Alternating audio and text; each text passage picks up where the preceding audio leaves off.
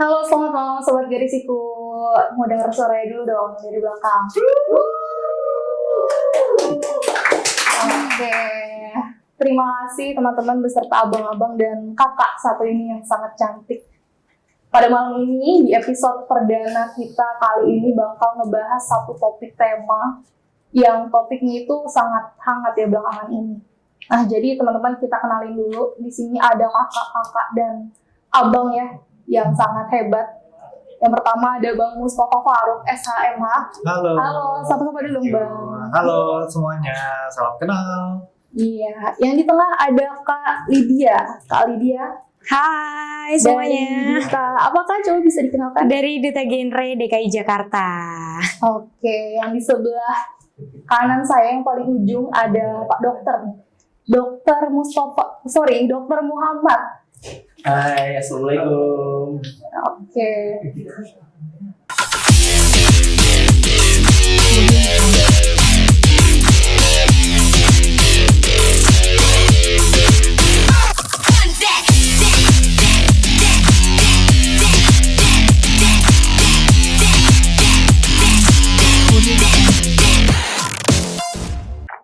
Oke teman-teman. Menurut data yang disampaikan oleh BKKBN, ditemukan 50.000 anak hamil di luar nikah. Nah, hampir sebagian besar dari kasus hamil di luar nikah ini terjadi pada usia remaja yang tergolong belum produktif, yaitu usia 16-20 tahun. Nah, mungkin di sini aku mau bertanya kepada kakak-kakak yang ada di depan ini. Kira-kira dari Bang Faruk sendiri gimana Bang menanggapi kasus ini Bang? Artinya kan pertama mungkin anak mudanya berarti gabut ya, nggak ada kerjaan ya, dan itu akhirnya dikerjakan, tidak ada aktivitas positif yang bisa dikerjakan, atau bahkan tidak adanya ruang-ruang publik yang bisa dikunjungi, akhirnya mungkin terjadi hal-hal seperti ini. Dari saya secara pribadi melihat perspektif ini akhirnya juga ditambah lagi dengan makin terbukanya informasi, walaupun ya kita harus apresiasi lah, ada upaya dari pemerintah untuk menyaring, mensensor dan lain-lain, tapi saya rasa di luar itu penyuluhan ya terhadap pendidikan seksual ini juga harus kita lebih galakan lagi sih. Thank you Mas Faruk. Kalau dari Kak Lydia sendiri sebagai perwakilan dari Gen Z ya, karena kan sekarang banyak banget teman-teman yang anak zaman sekarang gitu, pergaulannya bebas, bahkan ya semakin marak ya media sosial yang udah nggak bisa dikontrol. Dari kakak sendiri pandangannya gimana Kak? Aku sepakat sih sama Bang Faruk tadi ya. Jadi memang fenomena ini terjadi sudah pasti karena kurangnya edukasi. Karena kalau mungkin aku disclaimer dulu, mungkin di genre itu memang membahas seputar remaja, seputar perilaku remaja, perilaku beresiko remaja, dan sebagainya gitu. Dan memang ini menjadi concernnya kita bersama, bahwa remaja itu banyak yang kurang edukasi, minim edukasi, khususnya di sex education ini. Banyak banget yang tabu ya, akhirnya mereka cari tahu sendiri, dan mereka nggak tahu resikonya apa dengan perilaku beresiko itu. Dan ketika mereka sudah terjerumus, baru deh ada kata menyesal, kan itu kayak, buat apa gitu kan, menyesal udah di akhir gitu. Dan ya benar sekali, harus ada penyuluhan yang dilakukan secara merata kepada remaja, khususnya seluruh Indonesia ya, jadi nggak hanya di tempat-tempat tertentu diedukasi, tapi di seluruh titik remaja harus ada edukasi yang diberikan kepada remaja. Karena ketika remaja tahu apa resiko dan dampak dari perilaku beresiko mereka itu, akan ada kemungkinan untuk meminimalisir kasusnya gitu. Oke. Kalau dari Mas Muhammad sendiri gimana Mas?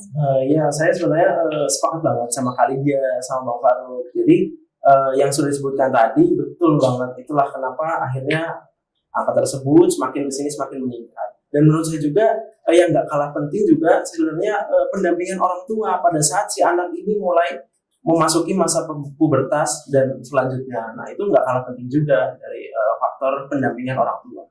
Tapi kalau nambahin sedikit deh, kita tuh punya nggak sih kurikulum pendidikan seksual ya di Indonesia ya? Aku nggak tahu nih. Karena menurutku penting banget kita tuh tahu kurikulum. Jadi ketika umur segini sampai segini apa sih yang harus dijelasin? Karena kan orang tua juga mungkin tabu ya segala macem. Menurutku kita perlu tuh pemerintah kasih apa ya? Kurikulum dan silabus Kurikulum kali ya. dan silabus. Ya. What to say, what to do, ya kan? Gitu sih. Mungkin aku mau merespon ya Kak ya. Monggo. Setahuku sih belum ada ya Belum Kak. ada ya? Dan kita juga teman-teman genre itu sangat berharap ada peningkatan dari sistem pendidikan kita, bukan sistemnya sih, lebih ke kurikulum pendidikannya untuk menambahkan sex education di dalamnya. Karena setahuku memang di beberapa pendidikan awal itu kayak TK PAUD itu sudah mengajarkan sex education yang di tingkatnya mereka, kayak apa yang boleh disentuh, apa yang tidak boleh disentuh. Tapi ketika masuk ke jenjang SD, SMP, SMA itu sudah mulai tabu tuh pembahasan sex education dan sebagainya. Dan bahkan kayak alat-alat organ reproduksi aja disebutkan dengan sebutan yang tidak tepat gitu. Karena alasan tabu. Dan itu sih yang sangat disayangkan ya. Jadi belum ada sih Kak setahuku. Untuk Tapi Mas Kak, kalau misalkan secara garis besar ya kita berbicara tentang kekerasan seksual. Bahkan sekarang aja terkadang anak-anak yang usianya masih di bawah usia dewasa lah ya, mereka menjadi pelaku kekerasan seksual. Bahkan mereka menjadi pelakunya juga, korbannya juga. Nah kalau aku boleh tahu dari perspektif kakak-kakak di sebelah saya, kira-kira apa sih yang menjadi penyebab itu dari Mas Mus dulu? Ya, yang pertama yaitu tadi karena semakin kesini semakin bebasnya kita untuk mengakses konten-konten dari media sosial ya, dan tidak ada batasannya. Itu tadi kemungkinan yaitu tadi seks edukasi yang kita tidak tahu batas bawahnya mana, batas atasnya mana, yang benar yang kata Bang Farid sebutkan tadi, ya belum ada kurikulumnya. Jadi kita misalnya sebagai orang tua pun bingung mau kelebihan nanti seperti dianggap kurang tabu, tapi ketika kita tidak menjelaskan seks edukasi kepada anak-anak juga nanti yang kita khawatirkan juga kejadian-kejadian seperti itu. Oke, dari Kak Lydia, gimana Kak pandangannya terhadap itu? menurutku, aku tadi sepakat sama yang dibilang Bang Mu, peran keluarga ya. Jadi kan ada 8 fungsi keluarga ya. Ketika 8 fungsi keluarga ini tidak kita jalankan dengan baik, tidak kita realisasikan dengan baik di dalam keluarga, ya sudah pasti kontrol batas atau boundaries dari anak itu sendiri akan tidak ada gitu. Jadi apapun yang dilakukan ya bebas gitu.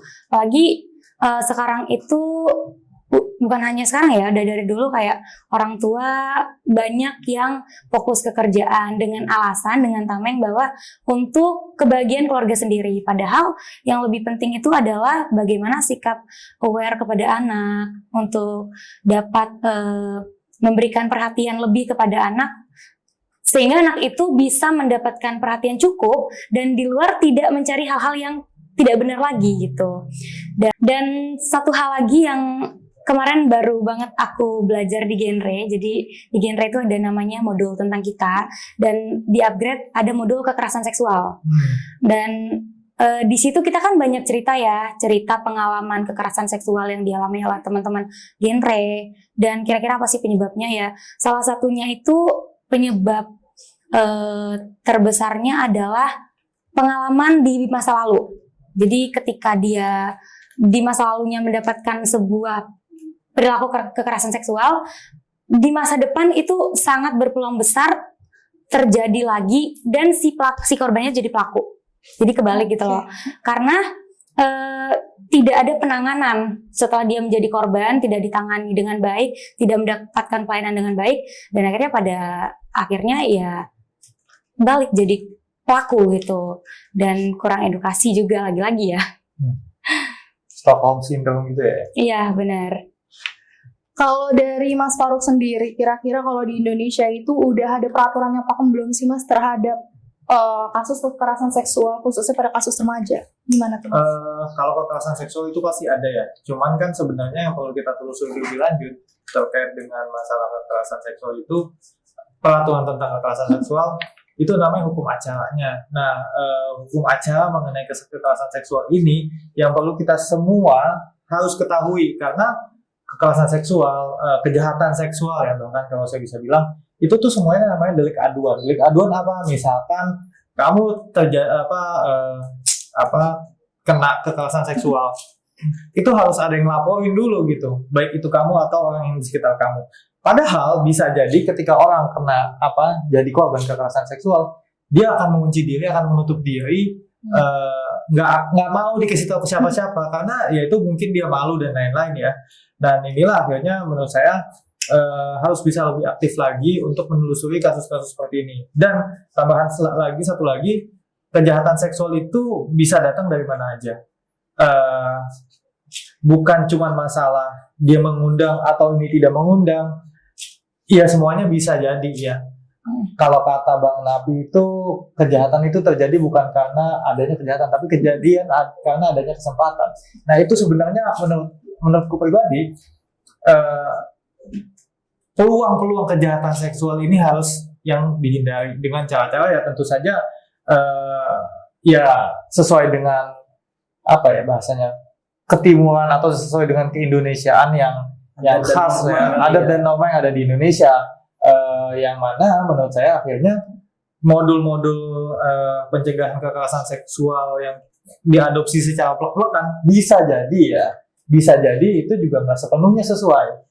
Ada yang positif kita ambil, ada yang nggak sesuai juga nggak perlu kita ambil semuanya, karena apa yang terjadi di sana bisa jadi nggak cocok di sini juga. Itu sih mungkin. Tapi Mas, kalau misalnya kita berangkat dari adanya delik aduan, itu baru bisa diproses. Tapi Mas, misal teman terdekatnya dari korban tuh udah tahu gitu, oh dia tuh selaku korban dari kekerasan seksual, tetapi dari dia sendiri itu takut gitu loh untuk diproses lebih lanjut. Padahal kan itu secara tidak langsung itu kan perlindungan untuk dirinya sendiri. Tapi kalau misalnya nggak ada concern dari korbannya, gimana Mas dari perspektif Mas Farouk? Ya artinya kan saat ini korban kekerasan seksual ya masih ada perasaan tidak aman, masih ada perasaan tidak trust ya terhadap mohon maaf gitu penegak hukum gitu kan. Penegakan hukum bisa jadi malah diremehkan dan lain-lain. Artinya lagi-lagi ini bukan persoalan masalah hukum positif, bahkan ini persoalannya masalah penerimaan aparat penegak hukum. Ini juga persoalan stigma masyarakat. Jadi ini sebenarnya masalahnya kalau saya lihat ya udah bukan cuma masalah hukumnya saja, tapi ini masalah kebudayaan, kebiasaan, stigma yang ada di masyarakat sih. Gitu. Oke, terima kasih untuk Mas Farouk, Mbak Lydia, dan Mas Muhammad. Teman-teman jangan kemana-mana ya. Setelah ini bakal ada diskusi yang lebih menarik lagi.